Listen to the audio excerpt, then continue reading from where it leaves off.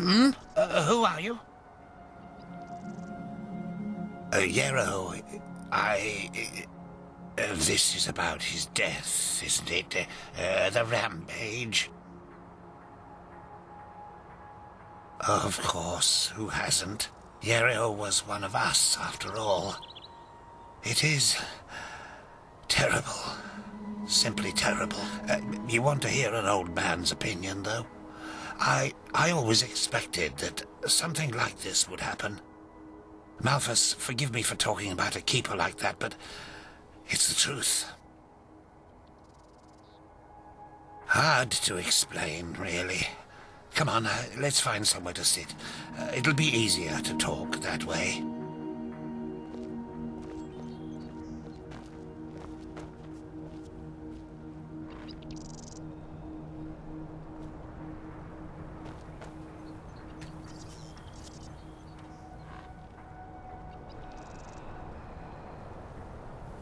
Well, Yero, that's quite a subject, you know. You were right when you said we were best friends. Our fathers knew each other. For as long as I can remember, Yero and I were getting into trouble together. At least, until his mother died. No. Bandits killed her in broad daylight on Penny Road. Today these incidents are common, but not back then. The road was considered safe, very safe. She was on her way to Ark, accompanied by 3 other women, and they were set upon at the pass. None of them survived. Yero was shattered. I think the worst part was how his father went downhill after his wife's death. The fishery decayed, and the poor guy filled his days with boozing and sleeping. It changed Yero forever. Well, that's a good question. On the one hand, he became a man, despite his tender age. On the other hand, something inside him woke up, so to speak. A desire to make more of his life.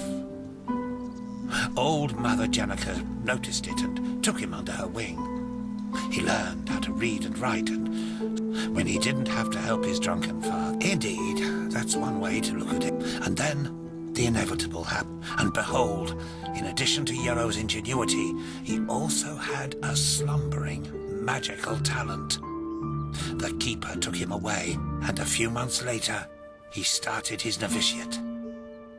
Since then, I've only seen him once or twice, as he rarely visited Riverville. I don't think he ever noticed how much that hurt me.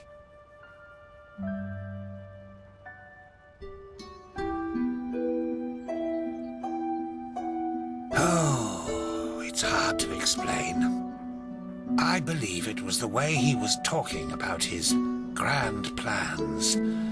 How he wanted to make the world a better place, to become the greatest keeper since Lorem Waterblade. Underneath all this, there was an anger. An anger mixed with deep grief and disappointment. I don't think he was aware of it, because he drew all his strength from that anger. The strength to do all this, to learn and to work day and night, but it frightened me, like the Blue Death. It slumbers inside the pathless mage who believes he can master magic without the Order's help. At first, it grants power, but then, one day, it bursts out in an unholy wave of destruction, turning him into one of the monsters in the old songs.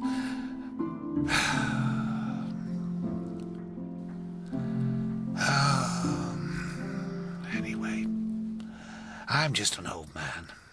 What do I know about these matters? Now let me go to sleep, my dame.